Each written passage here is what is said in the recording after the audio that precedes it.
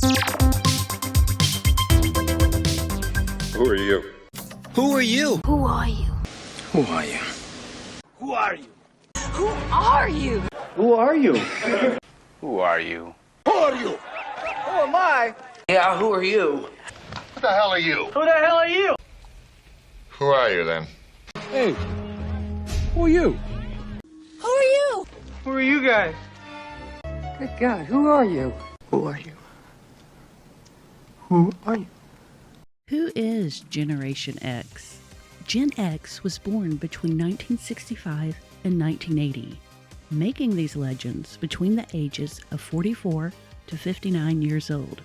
We're the middle child of generations. We're not as big as the boomers, and we're not as loud as the millennials. We're just here doing our thing, nobody notices, and we kind of like it that way. Gen X bridges the gap between the baby boomers and millennials by bringing unique perspectives and balance.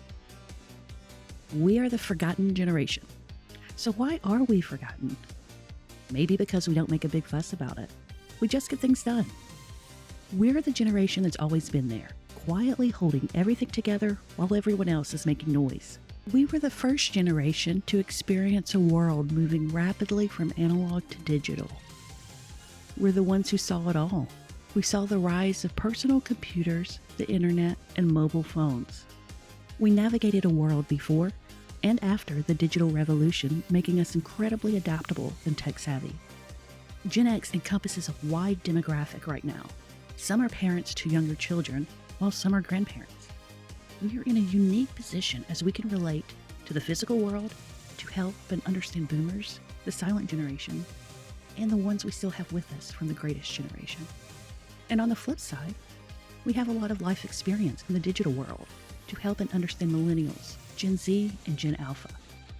You often hear Gen X, the only generation that became 30 at the age of 10 and still is 30 at 50. And it is very true. We are forever young at heart, which helps us relate and have fun with younger generations. We were the original latchkey kids. Both our parents were working, so we came home to an empty house, made ourselves a snack, and watched TV until they got back. We were basically raising ourselves. You know what that means? We were independent. We didn't have helicopter parents hovering over us. We had to figure stuff out on our own. You got a problem? Solve it yourself. You're hungry? Make yourself a sandwich. You're bored? Go play. We rode our bikes everywhere, exploring neighborhoods and discovering hidden treasures. Our parents didn't track our every move with GPS. They trusted us to be home by dinner. We played outside until the streetlights came on, and our imaginations turned backyards into kingdoms and spaceships. Back then, it was all about patience, determination, and a dash of stubbornness. Patience. We embraced the DIY culture. With limited resources, we learned to be resourceful and independent. Think about it. If you wanted to learn a new skill, you couldn't just look it up on YouTube. You figured it out, asked around, or found a manual. Saturday mornings were sacred. Think Transformers, He-Man, Smurfs, and a bowl of sugary cereal and hours of cartoons. Those animated adventures were the highlight of our week. We didn't have streaming services, DVR, or on demand. So if you missed it, you missed it. You missed it. You missed it by 5 minutes. We had to be there, in the moment, or miss out entirely, which is actually a lot like life itself. Music was life. We created mixtapes, recording songs off the radio. Each tape was a handcrafted masterpiece, a labor of love, and a way to say I care about you. It was a true art form. I made you a mixtape. Oh, a mixtape! A mixtape! The Walkman was our portable sanctuary. Freedom was found in cassette tapes and batteries. And then MTV was born, a channel that actually played music videos. It was our window to the world of rock stars and pop icons. We spent hours glued to the TV waiting for our favorite videos to come on. We had Michael Jackson moonwalking, Madonna voguing, and Prince just being Prince. The landline phone, a device that required dialing numbers and often having to talk to someone's parents before reaching your friend. It was a time of real conversations and genuine connections. Texting, we passed notes. Elaborate, intricately folded pieces of paper. And we prayed teachers did not intercept our notes and read them to the entire class.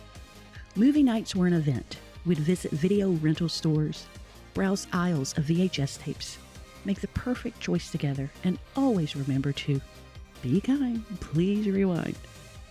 Fashion was bold and fearless.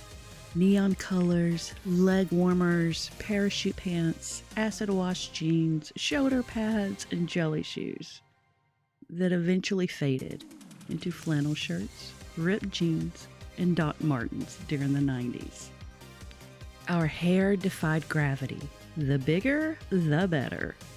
We had volume, we had style, we had Aquanet, and stiff stuff. But what really defined the 80s was the sense of freedom and adventure that we never realized we had until many years later when we became middle-aged adults. Don't know what you got till it's gone. Cinderella tried to warn us. Growing up in the 80s was like living in a John Hughes movie. We had the awkwardness of 16 Candles, the rebellion of The Breakfast Club, and the romance of Pretty in Pink. Our lives were a mix of drama and comedy, with an awesome soundtrack playing in the background. Life was different, but it was wonderful. We built real connections, embarked on real adventures, and cherished the simple pleasures. We may not have had today's technology, but we had heart, imagination, and a profound sense of community. We were the original rebels. We questioned authority, we challenged the status quo, and we did it all with a healthy dose of sarcasm. We didn't need safe spaces or participation trophies. We had thick skin and a sense of humor. We knew how to laugh at ourselves and the absurdity of it all. The 80s were a time when we believed anything was possible and the future was ours for the taking. We didn't have all the answers, but we had each other. And maybe, just maybe, that's what made growing up in the 80s so special. So here's to the 80s, a time of innocence and adventure, of neon dreams and endless possibilities. Because in the end, it's not about the decade we grew up in. It's about the memories we made and the people we became. Thank you so much for joining me on this little nostalgic journey. If you enjoyed this trip down memory lane, please like, comment, and subscribe. Be sure to ring the bell to be notified for new Gen X and 80s nostalgia content. I would love to hear your memories in the comments below. Until next time.